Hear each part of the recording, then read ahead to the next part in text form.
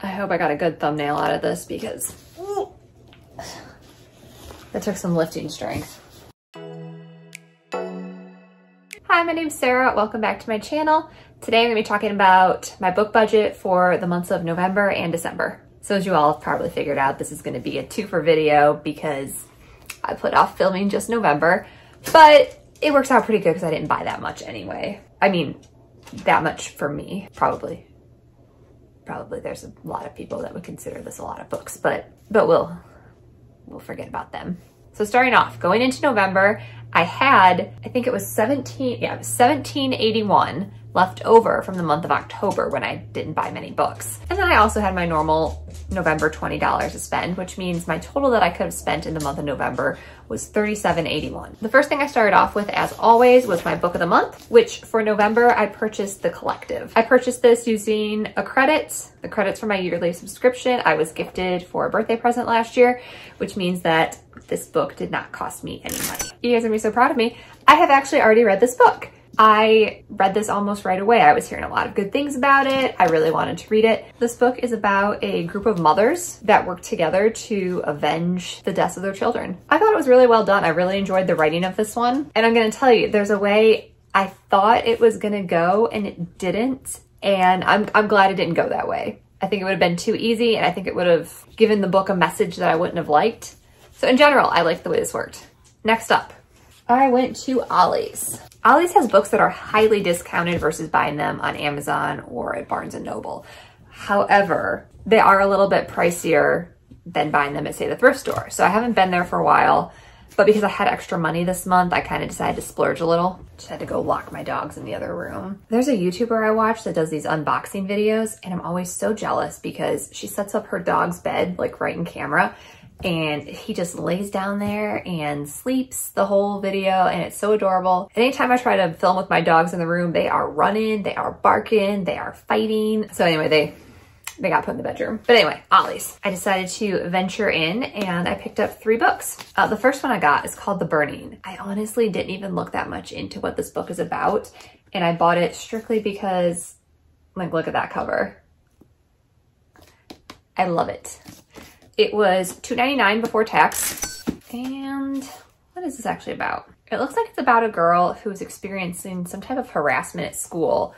And so she ends up kind of throwing herself into this project about a woman that was burned as a witch.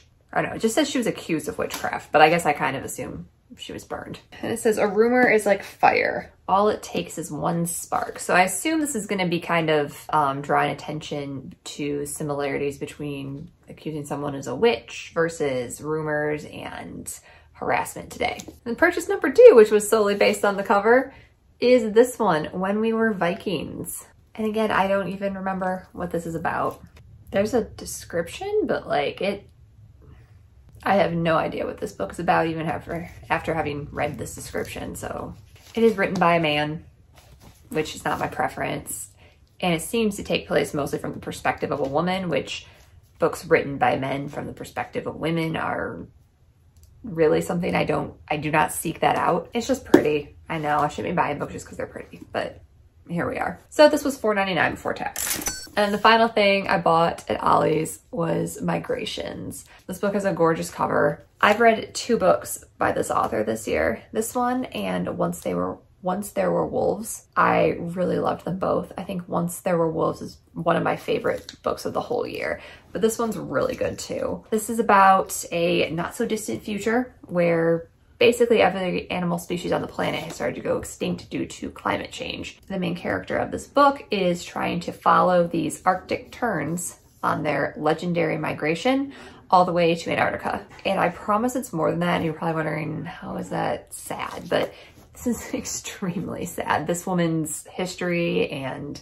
relationship with her husband and where she ends up, it's just devastating, but in a beautiful way. I read this one and Once There Were Wolves back to back almost, and I probably wouldn't recommend that because it's a lot emotionally, but they are both very good books and I highly recommend them. And I had to get a physical copy of this, so I went ahead and bought it at Ollie's. It was $4.99 before tax. And then I did something else in November that I haven't done in a while, And I went to Barnes & Noble, and I didn't go there looking for anything in particular. I just went because I wanted to walk around and just kind of be in Barnes & Noble. And because I did have a higher budget this month, I did end up purchasing 2 books. These are both from the YA. They were a buy one, get one 50% off table. I think maybe I've heard of this one, but I have no idea what it's about. I had no idea what it was about. And this one I'd never heard of, but was like super intrigued as soon as I read the back of it. From the back here, I think what's going on in this book is that all of these main characters are at a boarding school, and one of their friends die. After she dies and they get a new roommate, they start kind of investigating things, and they realize that she wasn't the first person to die there, and other people have died under mysterious circumstances. And I think what it's hinting at is that all the main characters are actually like these modern day fairy tale characters. What's happening is tied to like their destiny as these fairy tale characters. And it sounds super cheesy, and like this is a YA premise that doesn't surprise me that it's out, but I was looking through it and the writing seems strong. There's a quality to a lot of YA that keeps me away from it sometimes, where they're trying to kind of, I don't know, over exaggerate, or I don't know. I think the easy way to say it is that a lot of times in YA, they'll have these really good ideas like this, but the writing isn't as strong as the idea. I was flipping through this one and I thought the writing seemed good. So I liked the idea. Looked like it might be a bit of a YA hidden gem. I've never heard about this. I've never seen it pop up on Book Talk or BookTube before, but we're gonna give her a go. And then this one, Love Boat Taipei. From what I remember about this, it's like a summer program that these teens are going on, and I know the main character has like just graduated high school. Is it on a literal boat? I can't remember. Oh, here we go. It's inspired by actual summer programs attended by thousands of Asian American teens since the 1960s. My husband and I both attended the program in Taiwan in different summers and eventually met through mutual friends. South Korea hosts a similar program for young adults of Korean descent. The program has evolved over the years. So I don't know if it's on a literal boat or not, but it's like a summer program for teens in Taiwan, but like specifically for Asian American teens to, I guess, go to Taiwan and get to experience the culture and also do like the summer curriculum. And the main character is getting sent there. And it looks like there's actually a sequel as well called Love Boat Reunion. So we'll see how this is. It sounds like a fun setup to me. So that was it. For November, I spent a total of $29.47, which is more than my monthly $20 budget, but because of my leftover from October, I still had a remaining $8.34 that's gonna carry over to December. So for December, my book of the month, I actually received 3 books. The first book is A History of Wild Places. I haven't read this yet, but I believe it's about like someone that goes missing at a town, and then someone else is investigating it 10 years later and they go missing too. So I think it's got a little cold case. I think it's got a little supernatural. I'm planning to read this soon. My add-on for the month, because I did choose an add-on for $9.99, was A Flicker in the Dark. And I read this one and I quite liked it. It's about a woman, she's a psychologist. When she was a teenager, 12? I think she was 12. When she was a kid, her dad was found out to be a serial killer and he's been in prison ever since. And now she's an adult. She's working as a psychologist. And these disappearances start happening around her, and she's noticing a lot of similarities between them and what happened with her dad. And she starts investigating to see if there's a connection. Read it, enjoyed it. And then Malibu Rising. So I actually read this one back in May, I wanna say. I was actually approved for this on NetGalley, which was strange to me because obviously this was a very requested book. Taylor Jenkins Reid is a very popular author. I was surprised to be approved for this book. And I did read it and review it in a timely manner. Thank you. Thank you to NetGalley. I like this one. It was 4 stars. It was good. It just like wasn't up to the level of the previous Taylor Jenkins Reid books that I really liked, which were The 7 Husbands of Evelyn Hugo and especially Daisy Jones and the Sixth. This is a historic fiction as well. It takes place in the 80s. It's about these 4 siblings. They're surfers. They have this famous father. They live in Malibu and they host this big party every year. The storytelling was good, and I always enjoyed Taylor Jenkins Reid's, her writing, like her prose, everything's good. It's just the story didn't go that extra oomph to it. Like Evelyn Hugo and Daisy Jones, they both had like these moments where like the whole story like comes together and you're like, ah, yes, this is what's been going on this whole time and now everything just kind of makes sense. This book did not have that. Like, it's just like a story. And the second half of the book would just randomly switch perspectives between the siblings that we've been following, and it would just like switch to random party goers. And it just felt like filler to me. Most of it didn't really come back or become relevant. Like, I thought it was going to. Like, I thought at some point it was all gonna make sense. And you're like, ah, that's why we've been spending time with these other people. But it just never did. So it just felt like filler. Like, she just didn't quite have enough to make the second half of the book work. And then the ending just seemed completely unnecessary to me. Not to spoiler alert anything, but small spoiler alert. One of the siblings decide that they're gonna like leave the country and live in secrecy, and there's no reason for it. They don't need to leave in secrecy. They're like, if I had to guess, I would say like a B or C list celebrity, maybe. If you leave and actively stop pursuing your celebrity, you're going to be forgotten pretty quick, especially in the 80s when there was like no Twitter or Instagram or any of the other ways celebrities can stay relevant. The book ends with this like big goodbye, and it's just like, it does not need to be a big goodbye. It does not need to be a secret move. Like, I just didn't get that part. But if any of that makes you wonder why I then purchased a physical copy of this book, I sort of didn't. So book of the month, I'm a BFF, which means at the end of the year, you get to pick one of the 5 finalists for book of the year, and you get that copy for free. And you can actually, it's like a special edition where it actually says book of the year finalist or whatever. And the other ones that were offered, either I had already owned them and read them, or they just were the ones that I was not interested at all. So I decided to get this because I did not actually have a physical copy.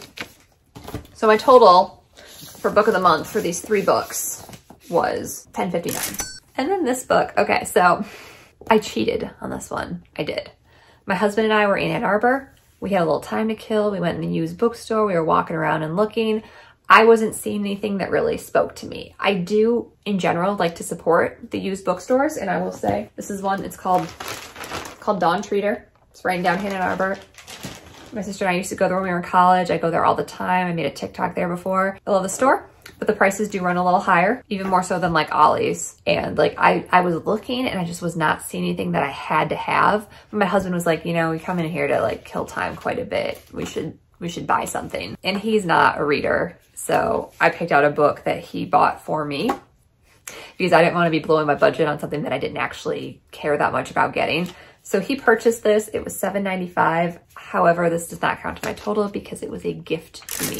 Yeah, I cheated, but I wouldn't have bought it because it's not a book I was wild about. So, and like if I'd come across this in like Salvation Army or something for 50 cents or $1, I definitely would have gotten it, but it was like $7.95 and it just like, it looks good. I'm interested in it. It's a nice copy, perfect condition. It just wasn't like, I didn't have to have it for $8, if that makes sense. But this is actually about a teen who is at a new school, doing good, fitting in. She's making friends. She's talking to a boy she likes. Everything's going great, but she's concerned because she's transgender and no one at her new school knows and the boy doesn't know, and she's just worried about revealing that. On that same day, I went to the Salvation Army where I did buy 2 books for 50 cents each. These are just 2 Mary Kubicas. I read a Mary Kubica recently, quite liked it. Saw both of these there, cheap, just picked them up. I don't really know what either of them are about, but she writes good mystery thrillers. And then finally, I went to Goodwill by myself a couple days ago and I picked up this copy of Brooklyn. My total here, I know I bought this for $1.29, so it must have been like, it was probably $1.37, but I lost the receipt already, even though it was only 2 days ago. I've not read this before. I saw the movie and I quite liked the movie. I just thought it'd be a fun read. And that's everything. So my total money that I spent in December was $13.04. When December started, I had $28.34 to spend with my $8.34 left over from November and then my new $20. And then I spent $13.04, which means I have a $15.30 rollover that will be going into January. And my budget for January will be $35.30. So far my $20 a month book budget's been going really good in terms of my spending. And I bought 13 books in 2 months, which isn't too bad for me because I think I read probably about that many books as well. And a few of these I have already read since I've purchased them. So we're going pretty well, and I plan on continuing this little experiment into the new year. So I'll see you guys next time.